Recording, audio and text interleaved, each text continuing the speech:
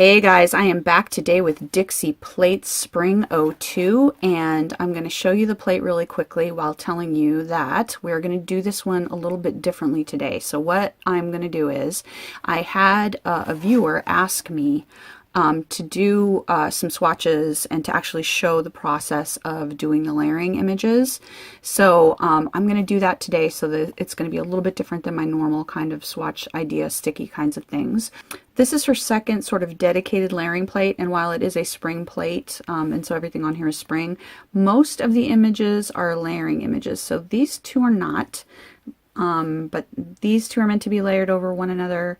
I guess the branches are not layering images, and this one are not. But everything else here is meant to be layered, with butterfly and then a whole bunch of flowers. And although these aren't like they're not dual layers on the stems, they are meant to attach to your different flowers. So you'd stamp your stem, stamp your base flower, stamp the top part of your flower. Or I love this with the little branch, so you can do the little cherry blossoms and things wherever you want on the little branch, in different colors if you want to, in the same color, all kinds of cool flexibility. So what I'm going to mainly say here is that, of course, even though this is a spring plate, you can use all kinds of colors any season for this. I personally think that flowers go very, very well into summer, and depending on, you know, you could do these in fall, in fall colors. It would be gorgeous. Make this into like a sort of a chrysanthemum in fall colors. Absolutely stunning. The full nail images here are 2.2 millimeters wide and 2.5 millimeters tall. And let me give you just kind of a quick shot here so you can get a feel for how big these are. All right, let's go do some layered swatching.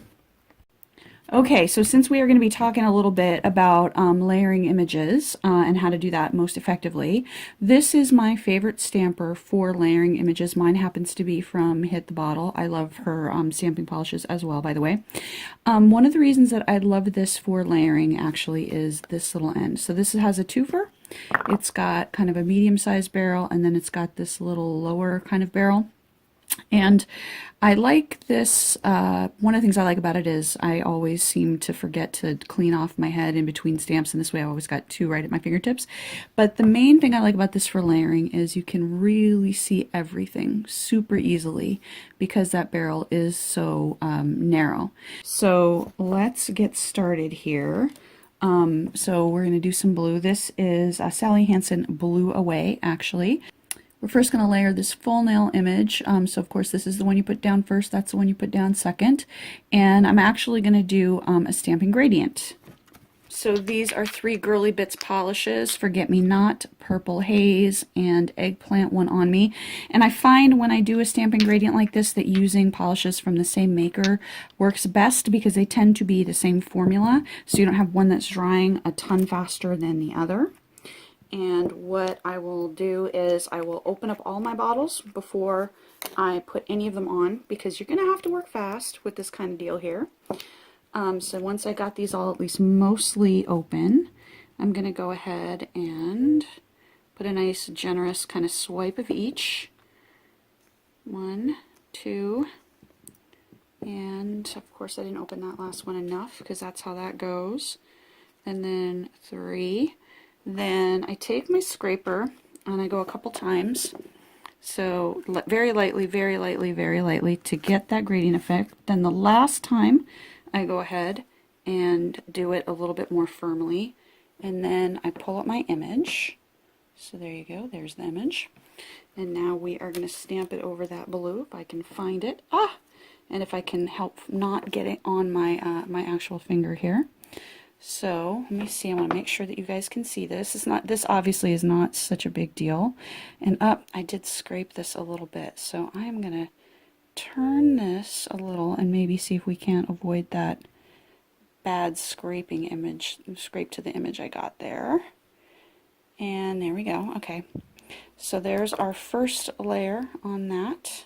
All right, and now I'm just going to go over it in black. And this is Girly Bits Little Black Dress. Now, when I use these clear stampers, these full crystal stampers like this can sometimes be a little bit finicky about picking up fine lines. So what I tend to do when I'm scraping is use a very gentle scrape and sometimes almost so it doesn't even look like I scraped, like that. And that might have been a little too little, but you can see that will pick up the lines a little bit better. So if you're struggling, go ahead and try that method and see if that helps. And then what I'm going to do here is I try to press down on the same point with the same amount of pressure, because especially if you have curvy nails, like this is, the nail stick is very curvy and my nails tend to be very curvy. If you press the first time with more pressure than the second time, you're going to distort the image, and then so it might match like right in the center, but it won't match as much on the edges. So if you try to keep your pressure the same, you're going to have a little bit more success making sure that all of your images match up over the entire nail. And you can see I do have a little bit there where it didn't quite get it right, but otherwise pretty successful. All right, now let's try just a solitary image. Okay, for this one, we're going to start with Sally Hansen, Time is Money. And then we're going to use this daisy here. And one of the reasons I want to use this one is because this is one of the most difficult images in terms of remembering how exactly you placed it. So like if you do the bunny here, which we're going to do in a minute, you know where the ears are on both of these. But once you stamp this, depending especially if you angle it a certain way, it might be hard to remember where the top is and where the bottom is. So the first thing that you always want to do is find the most obvious spot on the image to anchor yourself so that you remember, like, this is the bottom of the flower and that's where I'm going to line up this part of the stamp. So for me, the difference between these two petals here seems to me to be the easiest to keep in mind, because I promise you, once you stamp this on your nail, you will forget how you stamped it unless you made a point of picking a spot on the flower like that. To make sure you know what you're doing. All right, so, and for this I am going to use Girly Bits Saffron Eggplant one on me, You Can't Handle the Spruce, and then Little Black Dress again.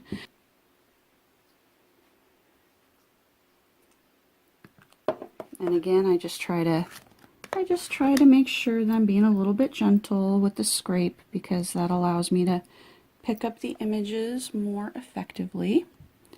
I'm not necessarily going to be layering this one, so this should be pretty easy to place. There we go. Yay. All right. Did a little bit too soft on that one. It's a little bit juicy around the edges, but that's all right. We'll be okay.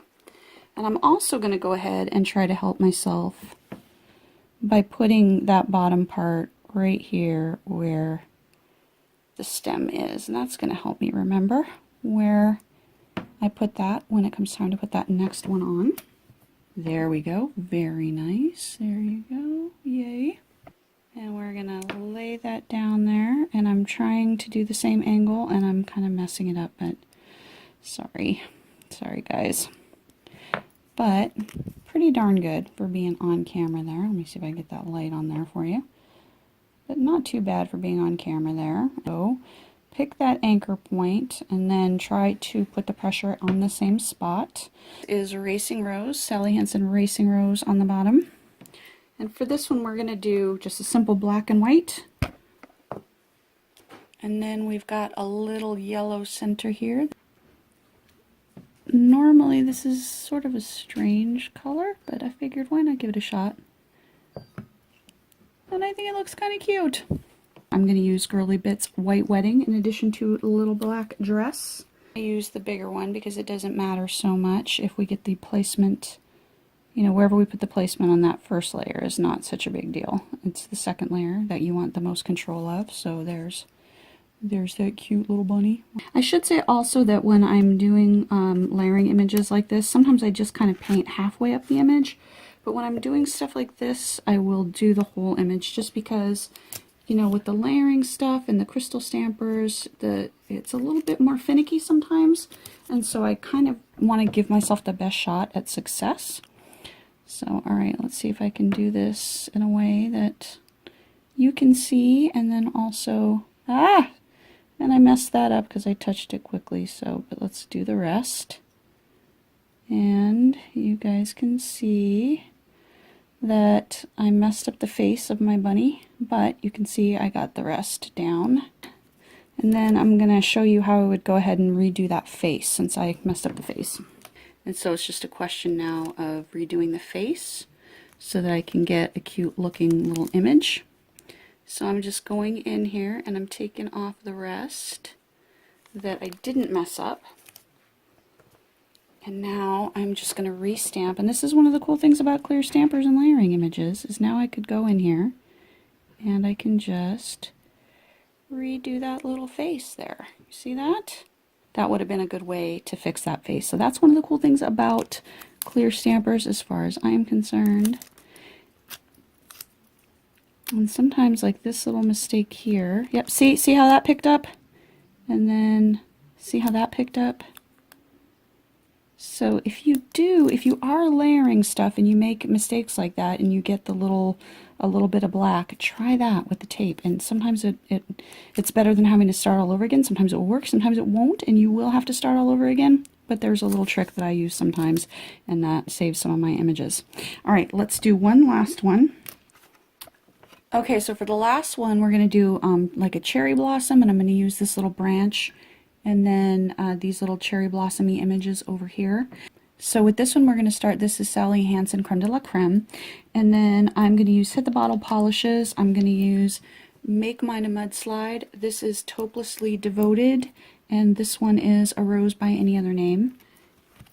And this technique is actually a good way to start playing around when you're first doing layering, because these are going to be very forgiving where you put them on that branch. So I would suggest doing something like this if you're first starting to play around. There's that branch maybe, and there's the branch. So again, doesn't matter so much where that first layer goes. The crucial part is the second and third layers, right? So on this image, this little one right there is the most pointy to me. So I'm going to remember where that pointy part of the image is after I set it down. So I'll know that's where to match the second layer on up. Cute little first layer. And so this is pretty forgiving because the cherry blossoms aren't going to be exact. This where we place this part. And we want to have made sure that we picked an anchor point to know where we can put that on. So there is that. So right here, I'm going to make sure that I'm putting that pointy part right on the tip so I know where it is. And I'm going to match that pointy part of the image right up to where I put the pointy part of the first one, and boom, there you go. Alright, I'm going to do one more of these flowers, and I am going to put Sèche Vite on everything, and I will be right back. Alright, so to do a little recap, when you're doing a full nail image like this, I would say pick your spot, usually the center, where you're going to put your pressure and try to use the same pressure and press down at the same spot on your nail so that you can get more even coverage all the way across your image, even though I messed up a little bit there. One of the big points here is remember where the same point on the image is for the first layer and the second layer, otherwise you will mess that up. And then my little trick here with the bunny about redoing part of the face, but he came out pretty good. Otherwise, I think he just is just a little tiny bit messed up. And I would definitely say, even though I ended with this, to start with something like this where you have a little bit more flexibility with the design, and it's a design that can be like, feels a little bit more watercolor, and that'll allow you to kind of get used to all your tools and your polishes and all that kind of stuff. So I hope that there was something here that was helpful, helping you learn how to layer images, and I will link the plate below, and thank you for watching.